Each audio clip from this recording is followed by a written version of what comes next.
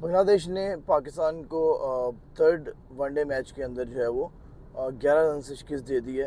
अगर हम मैच की बात करें, उससे पहले बांग्लादेश ने पहले बैटिंग की। पाकिस्तान ने टॉस जीतकर बॉलिंग का फैसला किया और 291 रन्स का टारगेट दिया बांग्लादेश ने। अब अगर आप ये इनिंग्स देखें तो ये पाकिस्तानी बॉलर्स के लिए totally Ted was a flop. Reason ये थी कि सिर्फ आपने 5 खिलाड़ी 50 ओवर में आउट किए उनके, और उनकी तरफ से भी अजीब सी बात लगी। 320 330 तक जानी चाहिए स्कोर, लेकिन वो लोग जो है 290 तक बनाने में सिर्फ कामयाब हुए। उसके बाद पाकिस्तान की बैटिंग शुरू होती है, तो वही आपके जो प्लेयर्स की टेक्निक का इशू है।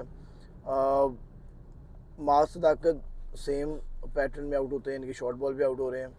उसके बाद फिर आपके पास आते हैं जी फरहान साहब। फरहान का स्टांस में मुझे इशू लगता है। वो ऑनेस्टली स्पीकिंग वो सिर्फ मारने की तरफ जा रहा होता है। उसको ये नहीं पता कि वनडे मैच के अंदर सिंगल डबल करना ही बहुत ज़रूरी होती है। वो भी 6 स्कोर बनाते हैं, मासदा का 6 स्कोर बनाता है।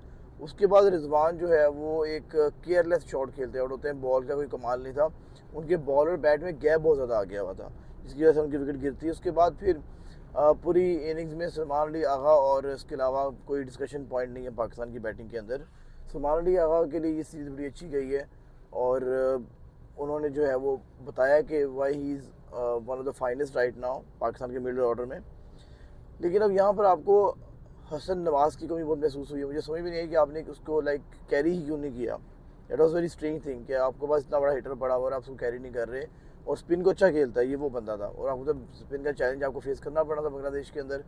वही बात हुई, आप जो है 2-1 से सीरीज़ हार गए हैं। जैसे कि आप 2015 के वर्ल्ड कप के बाद जब इस बार रिटायर हुआ था, और फिर आप गए थे अजहर अली की कैप्टनसी में, बांग्लादेश 3-0 हार के आए थे, और यहाँ पर आप 2-1 हार के आ गए। तो अब आपकी ये हार वगैरह they are very casual things. और जो आपने कैप्टन बनाया हुआ Shaheen Shah Afridi, he is one of the most non deserving captain ji. मेरे लिहाज से सलमान अली आगा को वनडे का कैप्टन होना चाहिए, बिकॉज वनडे में उसकी परफॉर्मेंस अच्छी है, he can lead team differently. आपने उसको T20 का कैप्टन बनाया हुआ था। तो PCB के अंदर भी मामला ख़राब है, उनको समझ में नहीं आती किसको क्या रोल देना है। तो एनी हाउ अब ये जो चीज़ हो चुकी हुई है, यहाँ से कुछ सीखने की ज़रूरत है। सीखना तो हमने नहीं है, लेकिन कुछ सीखने की ज़रूरत है। अगर आप देखें ना, गाजी गौरी को डेब्यू करवा दी, इसकी 20 की एवरेज है।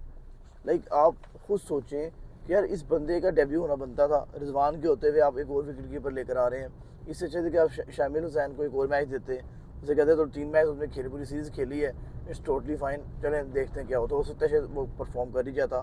बट बताने का सर आपको मकसद ये कि आपने प्लेयर ले लिया है, उसको कैरी करें तो पूरा कैरी करें। बीच में मिडवे छोड़ना it's not a solution for anyone. और ये है कि आपके पास एक ये भी अच्छा बैट्समैन बैठा हुआ है मिडिल ऑर्डर का, वो है सलमान अली आगा, जो पाकिस्तान को मैचेस में जितवा भी रहा है वनडे के अंदर।